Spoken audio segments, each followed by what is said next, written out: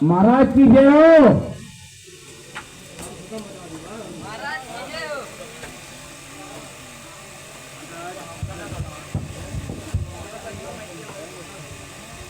बालक, क्या तुम्हें अभी इतना नहीं पता कि किसी राजा के सामने आने से पहले उसे प्रणाम किया जाता है? नहीं राजा, ये मर्यादा तो उनके लिए है जो राजा से कुछ मांगने आते हैं या कुछ इच्छा करते हैं, परंतु ये मर्यादा तो उनके लिए है जो राजा से कुछ मांगने आते हैं। परंतु हमें आपके अखरोट के हाथों द्वारा न्योता भिजवाया गया था और यहाँ आने से पहले आपका राज्य पत्र भी मिल गया था। इससे तो यह प्रसिद्ध होता है कि आए हुए मेहमान का आप अभिवादन करें। बालक, तुम्हारी सुवाद को भरी चतुराई से मैं प्रसन्न हुआ, किंतु गांव में रहने के कारण अभी तुम्हें राजमर्यादा का कोई ज्ञान नहीं राजन, मुझे राजमर्यादा का पूरा ज्ञान है। इसीलिए रास्ते में आते समय एक पैदल हाथी को मारकर उसके अमूल हस्तदात आपको भेंट करने के लिए लाए हैं। इसे स्वीकार करें राजन। वाह, इसे कहते हैं वीरता।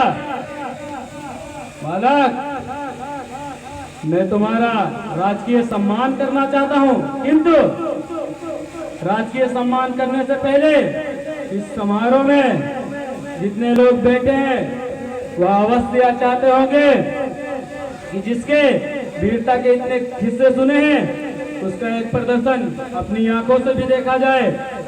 बालक, इसीलिए मैं तुम्हारा मल्लयुद्ध कराना चाहता हूँ। अपने और दूसरों राज्यों से हमने 4 चोटी के पहलवान बुलवाए हैं, तुम इनसे मल्लयुद्ध करो और जनता का मनोरंजन करो। राजन, हम यहाँ किसी को कुछ दिखाने और देखने नहीं आए हैं, परंतु अगर आपकी यही इच्छा है तो इसे हम अवश्य पूरी करेंगे।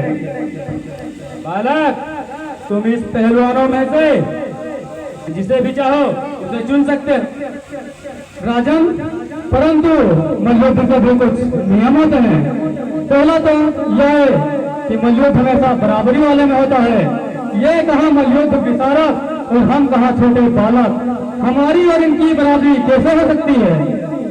बालक, जो एक विशाल हाथी को मार सकता है और गोवर्धन जैसे विशाल पर्वत को अपनी एक उंगली से उठा सकता है, वह बालक कोई छोटा बालक नहीं। किंतु सर्प का बच्चा छोटा हो या बड़ा, परंतु उसमें जहर बराबर ही होता है। इसीलिए मल्लयुद्ध में कोई छोटा और बड़ा नहीं होता है। अगर आपकी यही इच्छा है राजन, तो हम मल्लयुद्ध के लिए तैयार हैं।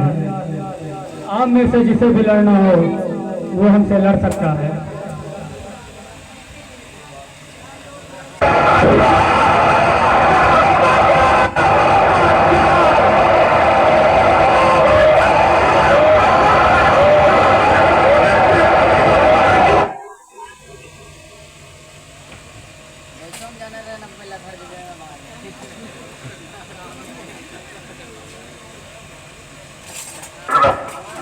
जो कर दे रहे सगरे को हमें कौन जाके है बैठे।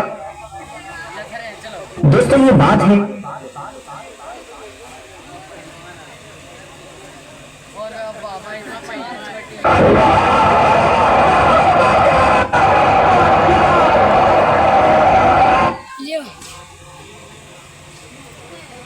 देखिएगा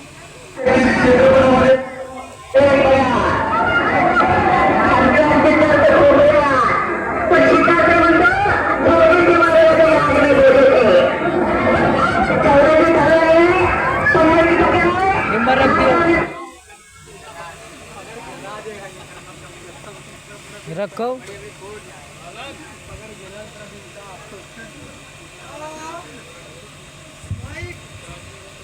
हेलो महाराज, अभी सभी लड़ चुके हैं। अब हमका यदि इनके मौत हमें यहाँ से लिखी है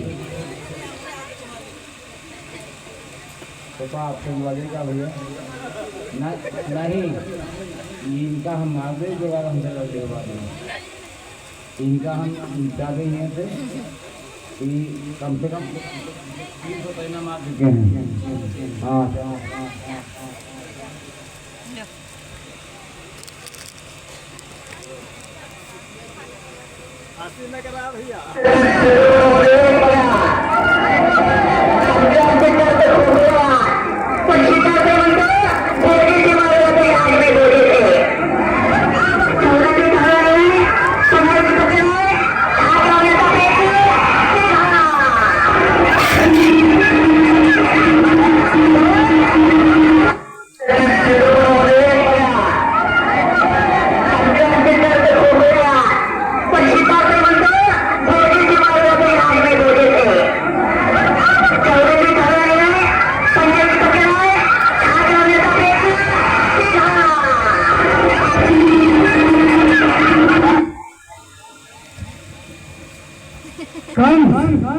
तेरा मरने का समय आ गया, परंतु अभी भी तेरे पास एक अवसर है।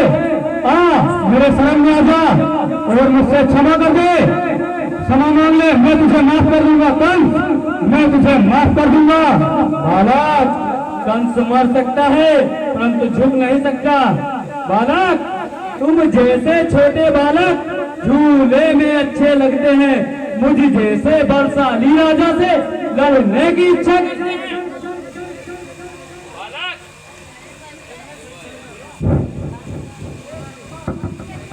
बालक, लेकिन तेरी यही इच्छा है तो मैं इसे अवश्य पूरी करूंगा, और तुझ जैसे छोटे बालक से तो मैं निहत्था ही लड़ूंगा।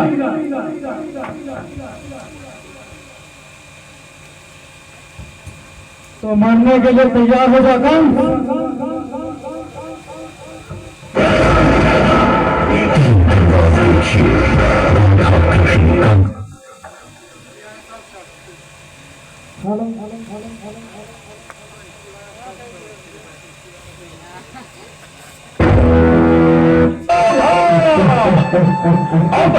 महाबली कंस महाराज क्रीड़ांगन में पधार रहे हैं।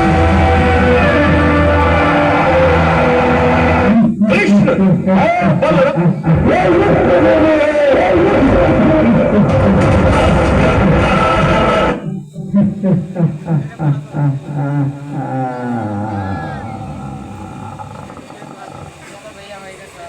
इसी प्रकार से कंस अंत समय में मारा जाता है प्रभु जी